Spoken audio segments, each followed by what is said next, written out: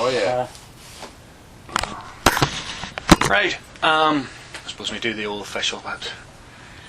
Okay. Well, welcome to Northern Ireland, Pauline, Gaps. Thank you. So it's very nice to be here in Northern Ireland.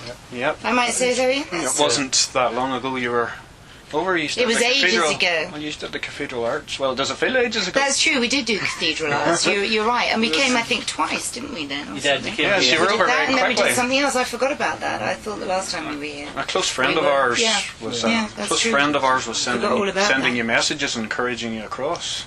R.A. Thompson. Well, we needed to be encouraged across. Yes, oh, definitely. Well, no, I'm glad to see you across. Yes, we were having a wee nose. A bit chilly. Yeah, and it is. Well, I think it would be chilly wherever you go. It's bad. It's bad, but basically, you were in Dublin last night. How did that go? Very well. The Dublin crowd responded well to our music because we actually doing quite a lot of a few numbers of the new album Subculture, and we got quite a good response to the new music. That's great. And sorry, it was one of the questions I know basically I had was around the new, because you are probably the only band that's really doing the new stuff that's from the old two-tone groups, like and I wouldn't say we were the only band, but I think that we very consciously kind of decided that was what we were going to do. That was the strategy. We were going to get back together and we were going to do new stuff, because there was a complete and utter lack of it. Everyone was just resting on their heritages, as almighty and wonderful and engaging as those heritages are. But I think that two-tone, particularly in this day and age, means far more than a collection of songs that meant something 35 years ago. There are plenty of things to talk about. All the things we talked about, all the things we wanted to put right, have not been put right. Racism is as rife as ever. I mean, fortunately, you lot up here seem to have sorted things out a bit, Well, that's good, and we're very, very pleased about that. But, the rest of the world, look at it.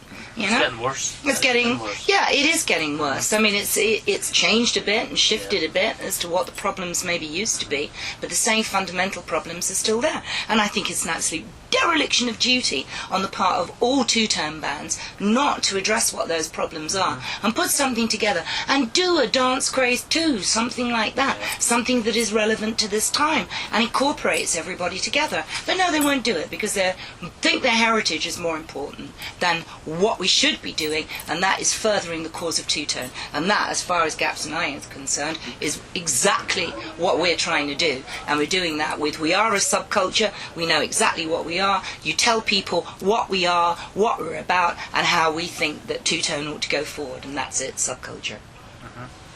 Do you think the Dance Craze 2 will ever happen? It's not up to me to make it happen. We would like such a thing. We think that the fans deserve such a thing because of all the faith and support that they've put in all the bands over the years. But nobody's getting any younger, right? We should be drawing new people into it, and the way to draw new people into it is by having an idea behind what two-tone used to be, and also for the bands to start actually grab hold of that nettle and start making music. It's hard to make new music. You're then all starting off on a level playing field. That's a little bit different. Playing your old stuff, just everybody wants to listen to. Yeah, because at the end of the day, I think the type of music we got these days is totally different, and it would be good. That's what we need. Like I struggle with some of the new music, I'll be honest, and it's great now to see new songs coming out with the same vibe. I will use that. Yeah, but everybody as they get older struggles with what is new and what is young. I don't want to be one of those, older people who go, oh, well, music wasn't like that in my day. There's something good in every single generation and in every single decade, and I can find plenty of good music to listen to at the moment, and Gaps and I, we can't mention what we heard, but we heard some really great music, didn't we, this week from younger bands. Yes, Absolutely amazing, but you'll have to wait till New Year for that. Would it be two-tone or not necessarily two-tone? No, not necessarily two-tone, but music done with passion and a sense of purpose, and that's what two-tone was. It was music done with a kind of passion and done with a sense of purpose as well. Be that a social, political, or whatever purpose. It had a purpose to exist. It wasn't just some other old love song, or singing about the glories of drinking a certain beverage. There is. I think one of the things we sort of concentrate a wee bit on in each is some of the new bands and finding out. And there is some, in my opinion, some very good new bands who are floating around that sort of reggae. Two-tone sort of vibe, and they're coming out. There are a lot of really good bands coming out there, and we try to focus a wee bit on it. And well, that's what you should really be focusing on. Do you know what I mean? And every now and again, my soul people come and sort of do something. They can talk about that. You know? There's no harm in that. Do you still get the same buzz? Yeah, Let's otherwise say we wouldn't do it. Yeah. No, I mean, it's more so. I feel, I feel more relaxed and more confident, more relaxed on stage, and especially when the audience respond to what you say, then it just gives you a great buzz. Yeah, and not only that, I mean, you're exercising your kind of musical writing abilities and all those sort of things. It's very nice to get feedback, and particularly if the album's put out all around the world, to get feedback about what we've written, what we do, and all the rest of it. Gaps is always trying to get calypso into songs and things, and very, very well. And, well, there's loads of different rhythms in the Caribbean, you know what I mean? It gets a bit boring, doesn't it? Just sort of, kind of thing. That gets boring. Gets boring to me. It's how you orchestrate it, how you put it together, And Jerry Dammers, the founding father of all things two-tone, was a dab hand at doing things like that. Yeah, and I suppose you go back then to, you're still getting the buzz. Those, particularly buzz, reading... It sounds like some weird drug, doesn't it? Well, Too old for that. But at the end of the day, you will recognise what I mean by buzz. But on the stage, at the end of the day, I had a local band asked me up recently and ended up, and I felt that just came off. And I think it was Horace Panther who said he'd never hallucinated or drunk about drugs. But when you're on the stage and you come off, you just, it's that. But at the end of the day, right at the start, I suppose you didn't have much chance to really appreciate that. These were thrown in. These moved 6 months from the formation of the band. That's a little bit like saying that we had sprung fully formed into a band. I mean, all of us had something to do with music and things like that. Don't read, don't believe everything you read in that sort of way. I'm not saying or whatever. But I mean, certainly, we were thrown into a band as, a band that had to get somewhere in a very short space of time. But we achieved our brief. And most bands don't. Most bands could never have done in 6 months what we did and what we achieved. Yeah, what I mean from that formation. Yeah, that's because of what Pauline was saying. We didn't just thrown together. All of us have been in various division of bands before. We had a band called After 22, and that's where the core of Selecter came from. Yeah. And then suddenly, the next thing you're on. Like in those days, the whole thing just. What was it? In which days? Of when the band was coming together. 79. 80 days of the whole two-tone thing. Well, it was good because, there were a lot of people that were into the music. There were a lot of people that came to the, you put out anything two-tone at that time and everybody snapped it up. If only people were like that now. Oh, if only. We've got some new people down our way liking it and starting to appreciate Yeah, but it. as well, just among the fans, if there are a lot of people out there who are only interested in listening to stuff that from 1979 or something like that. Well, that is kind of understandable, all right. That's when all the hits were made and all those kind of things. But if you really like a band, you listen to anything. I really like artists like Bob Dylan and stuff like that. I would listen to anything that Bob Dylan did because you know where it's coming from. And like I said, it's done with a passion. But there's too much carping and things like that from a lot of two-tone fans, about, they're doing this, they're doing that, blah, blah, blah. There shouldn't be anything like that. It should just be, these people are still here. They are still making music. All the bands are still making music, as far as I can see, with a passion, whether you're listening to old music, new music, or whatever. And that should be supported right across the board. If you wear the boots, you bloody move the boots, is the way I look at it. One of the things I was thinking was, and it's very similar because there was a lot of great records come out from that, and still at the end of the day we could spend hours just playing those hits alone without then diversifying into the new stuff. Is there one sort of tune from another two-tone artist that you wish maybe that could have came to us, or if we could have got our hands on that? I know there was a lot of covers done, but at the same time, was there something that was more original then that if you would really have loved to been doing That- I know there was a another- slightly another two-tone tune that came out at that time, or at any stage, Yeah. that you thought, I wish you know we what, done we'd that. really had to get our hands on that, and maybe before, no? I often like it. I thought Too Much Too Young by the Specials. That's an old ska song, and Yeah. the way it was done by them, it was sort of brought into the modern context, if you like. But it was all about birth control, wasn't it? Yeah. Uh-huh. Like, I know, Pauline, in your book, you talk about there was a different vibe to especially when you were on tour. Madness, yourself, and Specials had a different vibe, and that sort of Well, that's all what came made the two-tone tour and that what really different and special. It wasn't do you know listening what I to mean? the same. Yeah, and that's, you know, when I turn up and I listen to sort of, say, several ska bands these days, it's a little bit kind of, you know what I mean? I won't say samey, but there's a bit of a dearth of imagination occasionally among it. And I think that at that time you had three bands that had three very different perspectives on it and very different ways of going at it and sounds. And produced hit records. I think that you'd have to go a long way to find a similar movement that fulfilled that kind of criteria. A question, actually, sorry, I have a question of one of our listeners. We were asking, is there any particular question? Now, Hello, listeners. You lovely listeners. Kevin sent us an email. Hello, Kevin. He likes your Three Men in Black. Oh, right. From then, and he actually says that he would love to hear more of it, and if there was any. Had you ever any thoughts on redoing something like that? Oh, various people have kind of mooted it over the time. I thought the best version of it, and the version that worked in terms of the name and all the rest of it, was when Jean-Jacques Bonnel was there. And Jake Burns, obviously, from Northern Ireland. Northern Ireland. You know, that was the best version of it, really. And also we had Bruce Foxton in there for a while as well, which was really exciting. And he's on the album, the acoustic album that we did. Yep. Which is really good. Yeah, and I really, really enjoyed doing that. But it was like, I think everybody at that time, which would have, I don't know, been around, 2002, something like that, were at a kind of a crossroads. And every one of those people, I mean, Jean-Jacques Bonnel went on to do new music with the Stranglers, Jake has gone on to do new music with Stiff Little Fingers, and, you know, we went on to do new music as well.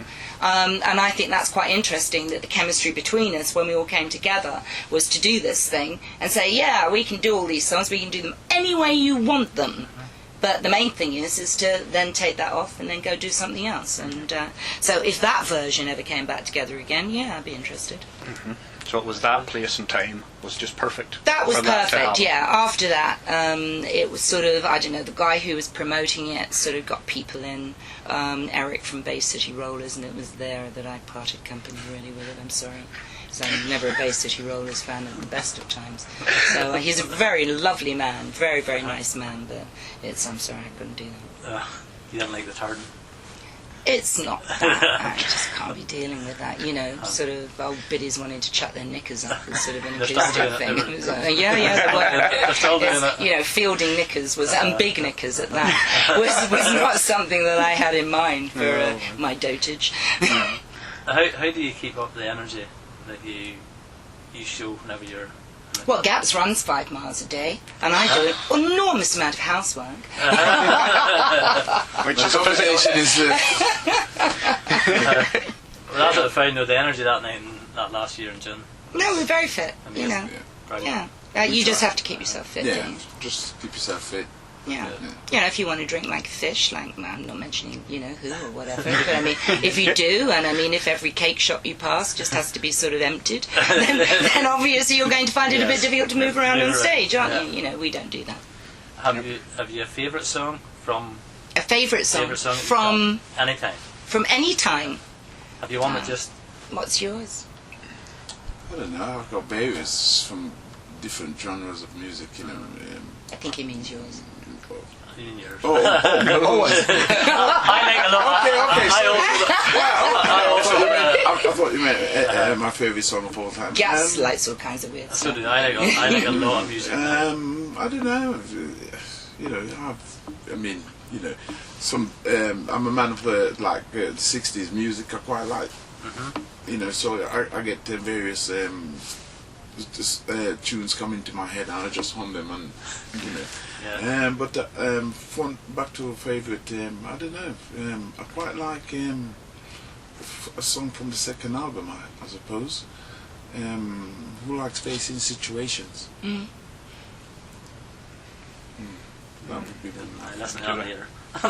That's Yeah, good. well, because what we're sort of asking is too what we're going to do in the next show. We'll probably play that one for you, and then give us one off the new album that you really. From the new album that I really like. Well, if you were going to ask me what my all-time favourite song was from the Selecter, it would be Celebrate the Bullet. Absolutely and Had a positively. funny feeling, you like. And I just think that was a piece of music that was way ahead of its time. It wasn't understood at the time. No one understands the irony within it. And if you actually look at the greater, longer sort of term of that 35 years, and you look at the amount of people that sort of America manages to waste, it comes into its own. It's absolutely prophetic in every single way that there is. From the new album, probably my favourite is Karma. Good. It's good. So we'll have a wee look at those, and there's always at least one Selecter tune on every show. Good. Without fail. No, Good. there always has to be. No, absolutely, there always has to be. There Otherwise, we'd have to come over here and use your legs as wishbones. Oh dear. So no, well, I suppose. Again, thank you very much for coming over to Pleasure. Northern Ireland. Pleasure. You were, Thank you for sitting up the back of the bus with us. Yes, listeners, we are sitting on The back of the bus. The back of Selecter the only tour place. bus. It's the only place to sit. So, So when do you not that we're rubbing it in any go shape. to England next? Yeah. We're going over on the Dublin Ferry tomorrow. We've got a show in Birmingham tomorrow. And then we have Reading, Exeter, and Portsmouth. And then I believe it's Christmas. So we have to stop. Then Berlin. Oh, You do have a European tour, don't you? No, Or we're is it just no, doing what- a Berlin what- a festival in January and later probably. have a But foreign we're tour going coming out up, to don't you? Australia. Australia, sorry, We're my going apologies. to the Byron Bay Festival and doing Perth, Melbourne, and Sydney, and then we're going out to America and doing the West Coast. I'd say the weather might be a bit better than what we're having. And of course, we've been out with Gaps and I have been out with Jules Holland. We're going to say that, yeah. And, You've been thanks. doing bits and pieces. Yeah. How'd that come about? Just We've done more than bits and pieces. We've done 17 and two nights at the Albert Hall with them, and there'll be a load more from May next year all the way through to the end of the year, and probably into the following year as well. Jules would be somebody that likes Yeah, his we Ska. sort of he wanted us to do 2 songs for his show, then his radio show, and after we done that, we set off back home, and he phoned Pauline and asked us if we wanted to come along and do a couple of shows with him. By the time we got to Coventry, it already They were 17. 17. He's a man of action, is so Jules I Holland. just started small, doing 2 songs, and then No, he has a show, a radio show on Yeah. Radio 2, and he does sessions, and we just went in and did a session with his live band down at Helican Studios, which is his studios in Greenwich, and we chose, what was it, Secret Love, and I can't remember, was it On My Radio or something like that, or Too Much Pressure? Yeah, Secret Love on my radio. Yeah, something like that, and we did that and did an interview. It was about the new album, Subculture. And within 10 minutes of getting back in the taxi to go back into London, he just rang up and said, "Hello, do you want to come on tour?" And so simple as that. I thought about that for a nanosecond, sort of nudge Gaps, and that was it really. So yeah. That's great. Oh, great. And they finished the tour in Coventry? Or was We it just one of the shows? Or finished what tour in Coventry? his No, we finished at the Albert Hall. Oh, and now And did 2 nights. But you there. did Coventry he's the way still through. carrying on touring. We did Coventry earlier in the year. Yeah. So on the first lot of dates, which was about 22 dates. So this is Subculture Part 2, Yeah. and Subculture Part 3 happens February, March next year. We like to do blocks of tours. Everyone else just sort of goes out and kind of plays every Sunday or whatever it is. That's a bit of a waste of energy, I think. Good. Look, can I say thank you very much? Our pleasure. It's a privilege. And Yeah. I don't know it's a privilege to be sitting here. No, And- it certainly is. People back home that were friendly with just couldn't believe we were doing this. No, well, It's amazing. It's a lot quieter than sitting in there Oh, as that- a heavy there's a metal bit of- band or yeah, whatever there's a it bit is. of a Yeah. racket coming up through Death there. metal, I would say. Yeah. Yes, that could be. Not quite my bag.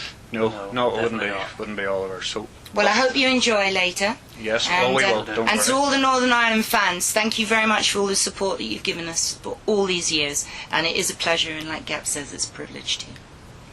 Thank you very much. Thank you very much. Thank you.